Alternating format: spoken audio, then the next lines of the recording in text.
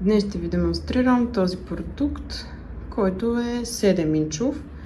Има радио с съответните честоти, които вие може да си настройвате, за да може бързо да пускате. Също и тези бутони за търсене са активни. Работи и чрез Bluetooth, като можете да приемате обаждания, както и да слушате музика благодарение на Bluetooth и вашия телефон. Има си USB вход. Ето го тук отдолу, AUX и TF карта, за да може да сложите или музика, или пък видео, за да може да гледате филм съответно. Продуктът е много базов. Ето тук са ви вече музиката и филмите, които може чрез флашка да ги сложите. Имате AUX за бутона, ако искате да свържете с AUX, и съответно настройки. Ето ги настройките. Български език липсва, има руски. Ако някой иска аудио настройки, ето ги, тези, които са по подразбиране в момента. Ето тук е за радиото. Времето да си оправите, съответно часът и датата, годината. Ето тук, понеже има в комплекта включен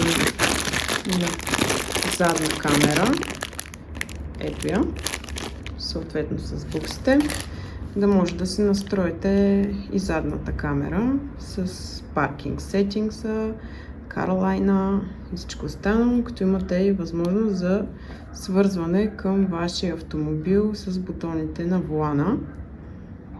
Общо взето това е продукта. Ето го как изглежда на начална. Размерите са посочени в сайта. Височината на продукта е 102 мм, 102 мм на 178, а отзад изглежда ето така. Може да погледнете и снимките в сайта.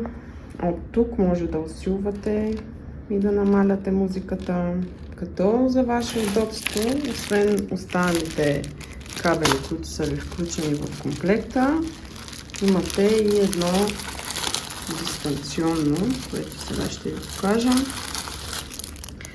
По-лесно да ви е, може да вдигате, да сменяте музика, да усилвате и каквото друго искате да правите. Пак казвам, продукта го получават с кабели, дистанционно и включена задна камера в комплекта към продукта. Ето тук имате възможност за изглед. В момента е направен този. Това е на календара.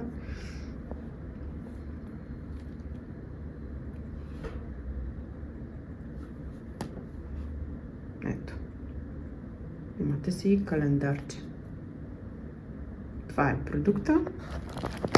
Казвам отново шейната отзад. Ето я. Сингъл един. Може да се сложи и в място за CD, но това ще ви стърчи отпред.